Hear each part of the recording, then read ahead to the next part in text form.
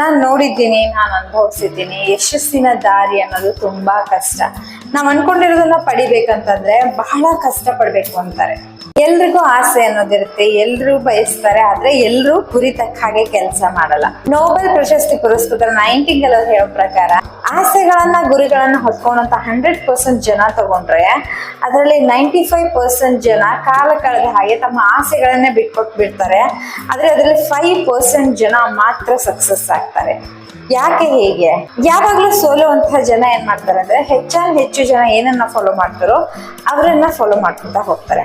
ಆದ್ರೆ ಸಕ್ಸಸ್ ಅನ್ನ ಬಯಸುವಂತಹ dedicated persons ಮಾತ್ರ, ಆ 5% ಜನ ಮಾತ್ರ ಜನರು ಏನೇ ವಿಚಾರ ಮಾಡ್ಲಿ, ಏನೇ ಮಾಡ್ಲಿ, ಏನನ್ನೇ ಫಾಲೋ ಮಾಡ್ಲಿ, ಬಟ್ ನನ್ನ ಲೈಫಿಗೆ ಇದು ಬೇಕು, ನಾನು ಇದನ್ನೇ ಫಾಲೋ ಮಾಡುದು ಅಂತ ಹೇಳಿ. ಆಗ ಬಹಳಷ್ಟು ಸಮಯ ಅವರು ಒಬ್ಬಂಟಿಯಾಗಿ ನಿಂತ್ಕೋಬೇಕಾಗ್ತದೆ. ಆ ಲೋನ್ಲಿನೆಸ್ ಕೂಡ ಫೀಲ್ ಆಗ್ತದೆ. ಯಾಕಂದ್ರೆ ನಾನು ಕೂಡ ಅದೇ ಹಾದಿಯಲ್ಲಿ ನಡೆದು ಬಂದಂಥವಳು. ಎಲ್ರು ಒಂದ್ ಕಡೆ ಇದ್ರೆ ನಾನು ಒಂದ್ ಕಡೆ ನಿಂತ್ಕೊಳ್ತಿದ್ದೆ. ಎಲ್ರು ಅನ್ಕೊಳ್ತಿದ್ರು ಇವ್ರು ಜನ ಜೊತೆ ಹೊಂದ್ಕೊಳ್ಳಲ್ಲ ಅಂತ ಹೇಳಿ. But I was finding for my community. ಯಾವಾಗ ನನಗೆ ನನ್ನ ಸಮುದಾಯ ಸಿಕ್ತು ಆವಾಗ ಅನ್ನಿಸ್ತು ಇದು ನನ್ನ ಸಮುದಾಯ, ಇಲ್ಲಿ ನಾನಿರ್ಬೇಕು ಅಂತ ಹೇಳಿ.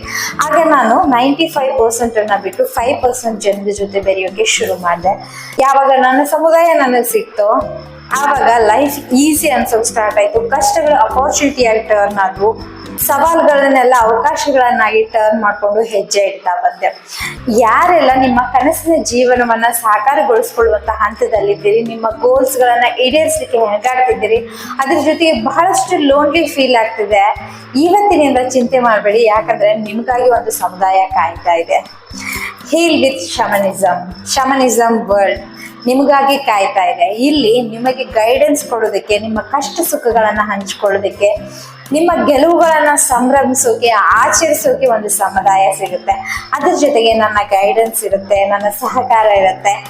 ಯಾವಾಗ್ಲೂ ಕೂಡ ನೀವು ನನ್ನ ಜೊತೆ ಮಾತಾಡ್ಬೋದು ಅಥವಾ ಮೆಸೇಜ್ ಮಾಡ್ಬೋದು. ಈ ಮೂಲಕ ನನ್ನ ಸಹಾಯವನ್ನ ಪಡಿಬಹುದು. ಅದ್ರ ಜೊತೆಗೆ ಸ್ಕಾಲರ್ಗಳ ಒಂದು ಟೀಮ್ ನಿಮ್ಮ ಸಹಾಯಕ್ಕಾಗಿ ಇರುತ್ತೆ.